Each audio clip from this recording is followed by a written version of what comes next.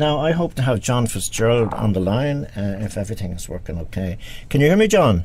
I can indeed, yeah. Oh, yeah, okay. So, John, sorry about that. It's just something not working properly here. You can hear me now? I can, yeah. Yeah, okay. No problem. John, thanks very much for coming on the programme. What I wanted to do today was we want to talk about the pioneer of animal rights in Ireland and worldwide, and his name was Richard Martin, a Galway man. So every school child should be learning about him when they go to school, about what he achieved and his commitment to animal rights, pioneering legislation, and he also pioneered some legislation to do with slavery, because slavery was a big problem then, and it is now, of course. Yeah. So, John, could you just introduce him, if you like, tell our listeners who he was and what he set out to do and how people laughed at him at the time. One was the Cattle Act, an act to do with cattle, the way cattle were being beaten, if you like. Exactly. Now, first of all, Richard Martin, basically he was an Irish politician of the early 19th century. He was born in 1754 at Ballynahinch Castle in County Galway, and he became a landlord there, and he studied and qualified as a lawyer and became High Sheriff of Galway in 1782. But the main thing is that at the age of 22, he was elected to the Irish House of Commons.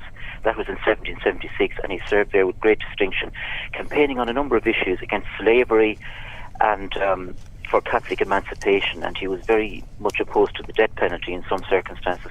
But when the Irish House of Commons dissolved in about 1801, he went on to represent County Galway in the House of Commons in Britain at Westminster, and there, from almost the first day he took his seat, he began also campaigning for animal welfare, which was almost unheard of at the time. Yeah. Now, it should be said that back in County Galway, long before animal welfare legislation was heard of, he used to literally lock people up on his estate in Ballynahinch Castle, which was actually on a lake, an island in a lake, and he, as a punishment for animal cruelty and all that. Yeah. But then, once he was elected to Parliament, he really kind of he got involved in campaigning, and he started by supporting other legislation that other MPs were desperately trying to introduce to ban bull baiting and cockfighting, and those laws were heavily defeated. Those proposed laws were heavily defeated. So he actually began to think in a strategic way. He said, look, we have to kind of get our foot in the door. So what he did was he introduced a bill that didn't seem too threatening to the established order of things, and the bill was that was in, I think you referred to there, 1822. It was called the Ill Treatment of Cattle Bill. Yeah. But he also managed to get other animals like sheep and horses mentioned in the small print, and that was narrowly passed by 29 to 18 votes. That was a huge breakthrough, because it was actually the first ever animal welfare law passed in any part of the world, and he was an Irishman.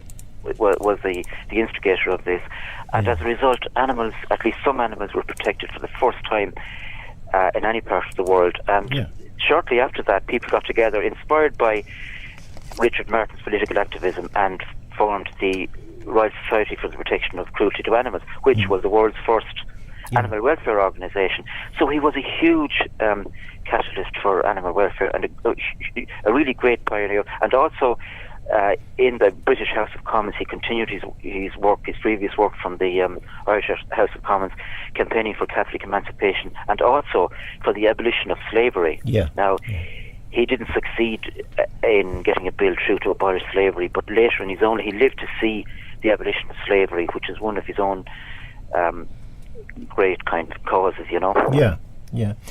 Now, why, John, is it that when I was growing up as a school child, why was it that my teachers didn't tell me about this man? Why was it? I think it's possibly because it could be because you had at a certain time in our national schools, you had very nationalistic teachers, and they mightn't want to really give much credit to a man who wasn't really one of the great, let's say, Irish rebels as such. He wouldn't have been in the same vein as Wolfe Tone and Robert Emmet, but yet he was a great pioneer. He worked, I suppose, within the system to do a lot of good and to change things, for Catholics and to end slavery and etc. But then again, though his parents were born to Catholics, Richard Martin was raised as a Protestant and had been educated in England before he moved back to study for the law here. And there are certain elements, but he was an interesting man, and he certainly deserves, let's say, to be known about. I mean, for example, apart from his animal welfare work, he was on first name terms with many of the most famous people of his age, including King George the Fourth, and Henry Flood and Henry Grattan, who was one of the great nationalists, and William Pitt and the great Daniel O'Connell. He was also a famous dualist, which might appear to be at odds with his kind of humanitarian stance, but he took part in over 100 duels, but then duels were quite common at the time. But he had Did he win them all? Did he win them all? Did he? Did he win them all? Well, he won them all, because if he had lost even one of them, he wouldn't have lived to tell the tale. That's right. He took on bullies. Yeah, he took on bullies quite often, people who were noted for throwing their weight around, and he tended to take on people like that, Yeah, he was a good shot anyway. He was a good shot. He was certainly a good shot, but that particular act that I mentioned, the 1822 cruel treatment of the cattle act, that's the only piece of legislation he actually got through. But the important thing was that he created a huge head of steam around the whole issue, and a year after his death, bull baiting and bear baiting and a whole string of other activities were abolished, mainly because he had set the agenda. And so it all goes back to this Irishman. And also, when he was serving as an MP in the House of Commons, he would stroll the streets of London, and especially the Smithfield Market, and he would really reprimand people who were beating animals and ill-treating them. And he suffered quite a lot of ridicule in the British satirical magazine. Well, that's why they called him Humanity. That's why they called him Humanity Dick. It was a kind of a laughing thing. They did. It was partly a put down, and yet it became a badge of honour in his latter years, and now we look back, So Joe Dunn wants to come in here. John, he's waving his finger at me. I don't know whether it's a threat or not, but he's making signs. Joe Dunn is our panellist here. He probably wants to ask you a question or contribute something to the conversation. It was just that wasn't he a very good friend of Wolfe Tone's? I mean, Wolfe Tone's taught his two siblings. True, I hadn't mentioned that. He was indeed. They actually shared a platform. During their discussions, they actually shared a view on Catholic emancipation at the time. They did indeed, and you see, he was a great humanitarian and a nationalist in his own way. Now, he didn't take up arms, but he did have a very good relationship, as you say, with one of the greatest Irish patriots, Wolfe Tone, and that's worth remembering too. Because Wolfe Tone had been thrown out of Trinity for a duel, and finding a companion. He was employed then as a teacher for the two lads. Yeah, he was a very colourful person and a very colourful parliamentarian. He was noted for his interruptions and his well-crafted, humorous speeches, so it's, as you say, it is a wonder that we don't hear more about him. But maybe that can change. Maybe. Well, we don't have a great reputation. We don't have a great reputation for animal welfare in this country, anyway. So that's we my don't, reading. which is interesting, despite the fact that the initiator of the first animal welfare laws in these islands was an Irishman, And like many great Irishmen, of course, he was forced to flee. At the age of 72, he fled to France because of political intrigue, and there was a problem with inheritance debts in his estate and all that. And as a kind of a postscript to the whole thing, he wasn't allowed to rest in peace. He was buried in a French cemetery, but the cemetery took a direct hit from a German bomber during World War II, and he had to be reinterred as a result of that. But and did we not bring him home? Another interesting. So maybe has he ever been on the school curriculum? Do you know, John? I'm not so sure that he has, because I never heard about him when I was at school, in primary or secondary, ever at all. I didn't hear it. I heard of him. I didn't hear about him until one time. I was an adult at the time.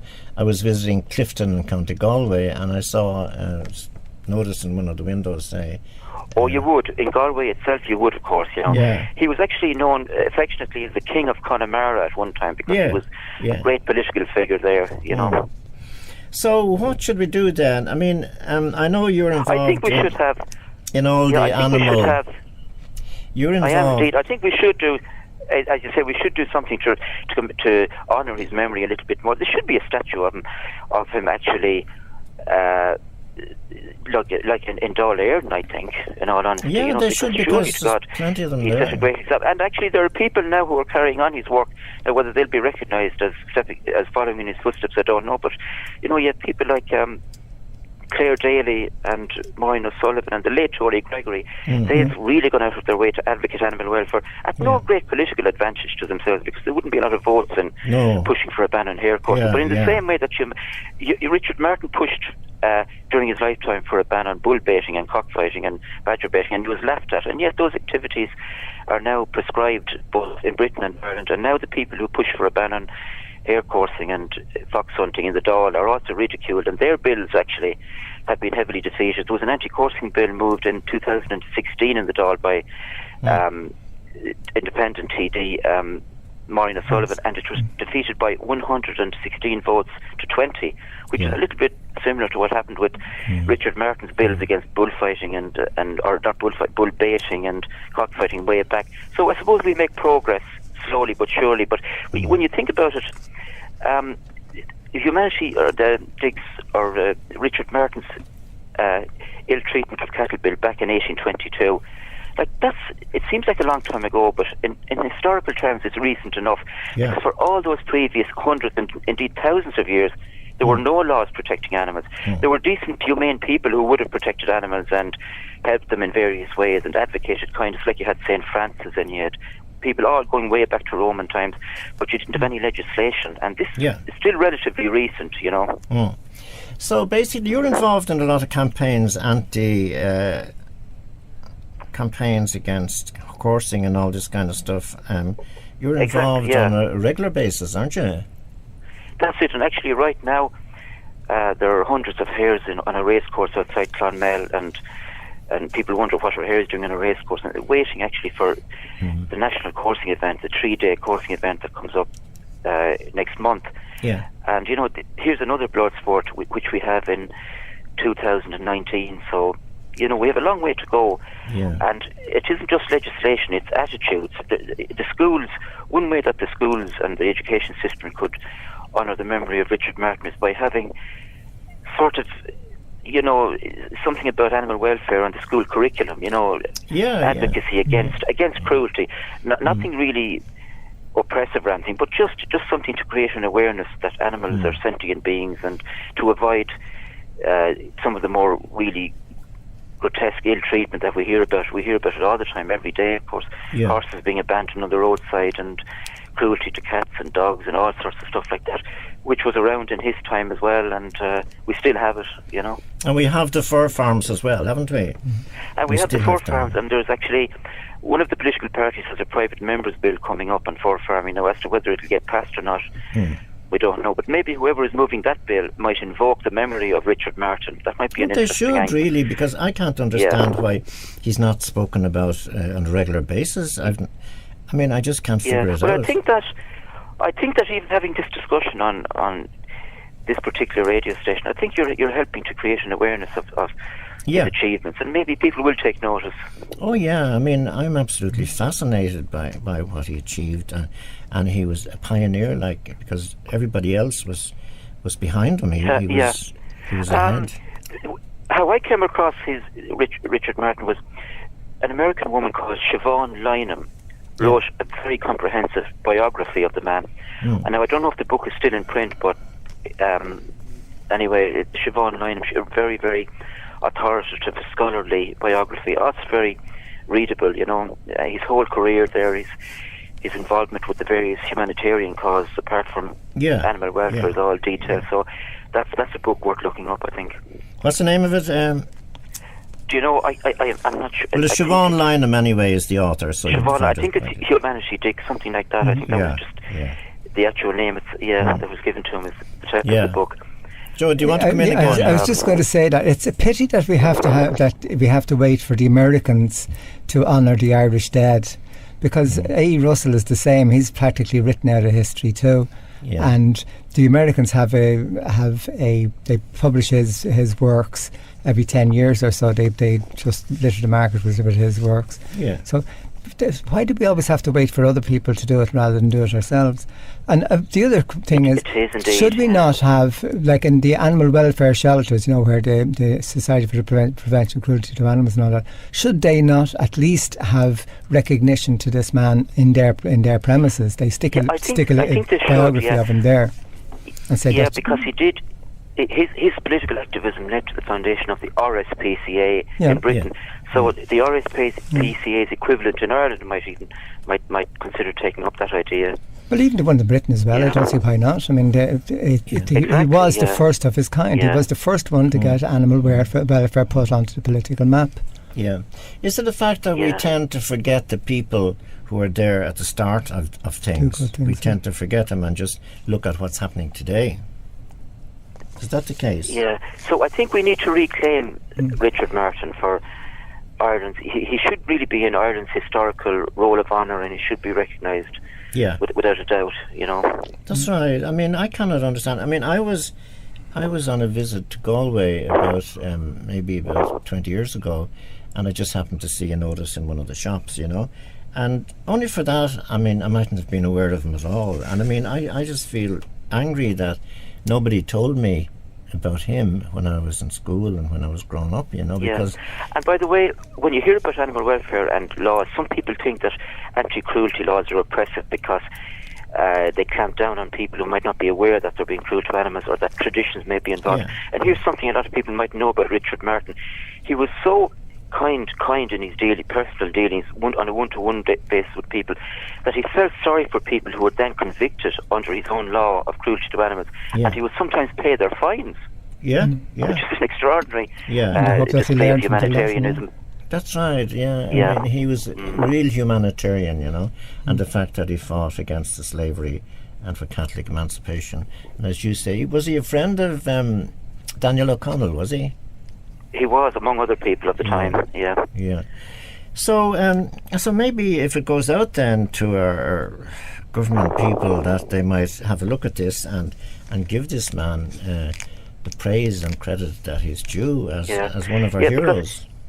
I should mention he died on the 6th of January 1834 in France, in exile, unfortunately. But in exile he heard about further animal welfare legislation coming through, and he was delighted with that. And he was really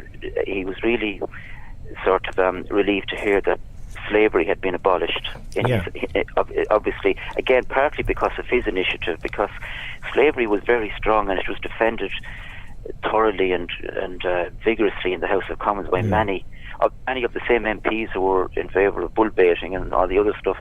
But eventually people began to see that slavery couldn't be sustained, and that there was no ethical basis for it, any more than there was an ethical basis for some of the animal cruelty activities that Richard Martin fought against. Yeah. So you're actively involved then in fighting against this cruelty. Was it you that used to sit outside the Dáil? Wasn't you, was it? Well, I don't remember sitting outside the Dáil, but I would have stood outside on a number of protests. But there would be other people there sitting or standing. There was somebody there that used to sit outside the Dáil as protesting. Actually, there was a man from County Galway, Richard Martin's county, who used to do that on a weekly basis. I remember seeing him, when I used to work. And that might be the man you saw. That's the man. It wasn't you, anyway. So anyway, Clonmel. Tell our listeners about Clonmel. It's the biggest hair coursing event. Hair coursing events take place all over the country from between the end of September and about the middle of February. But just to explain it in a technical way, the Clonmel event is kind of the All-Ireland of hair coursing. It's a 3-day event, and so you have 3 days of hair coursing, and every coursing fan in the country will be there, and then you'll have coursing fans from countries where it's actually banned coming over to take part as well. And the big argument made in favour of it is that it brings money into Clonmel, which it does. But I mean, I'd make the point that if you had what's known as drag coursing, where a mechanical lure is used, you wouldn't have any hares getting injured or killed, and you'd have still many people turning up and renting out and going into the guest houses and all that. But so I've been campaigning for many years for a ban on hair coursing, or to put it another way, to take the hair out of coursing and replace it with a mechanical lure. Like greyhound racing, you have an imaginary hare, and you set off and the greyhounds run Mechanical after them, hares, yeah. and there's one that wins. Yeah, Similarly, that's, of course. Yeah, greyhound racing is even controversial in recent years. More to do with the treatment of the greyhounds. The training. Another issue again. Another training. issue. Yeah, that's right. Anyway, tell us, in this coursing in Clonmel, how many hares will be injured? How many hares will be killed? The answer is that you'll never know, because it's a bit like Russian roulette. The hares can be coursed up to 3 times. Once on each day, but then the same hare could be coursed the next day and the next day. Now, it may be injured, it may not be. It could be mauled, it could be tossed about, it could suffer broken bones, or it might not. So it's very difficult. But the problem is that the risk is there for every hare, and a percentage will. But the problem is too that even when a hare escapes physically unscathed and is released back into the wild, it may die of stress-related ailments afterwards. So it's very difficult to kind of. So basically, then, it's not acceptable, and it should be banned. Is that it? Well, we think it should be banned, which really only means that instead of using live hares, they can continue using a mechanical lure. But many of them won't accept that. But I think if live hare coursing was banned, they would revert to using a mechanical lure anyway. In fact, all across Europe, you have this drag coursing, and in Australia, where you had live coursing for years, they now have drag coursing, and.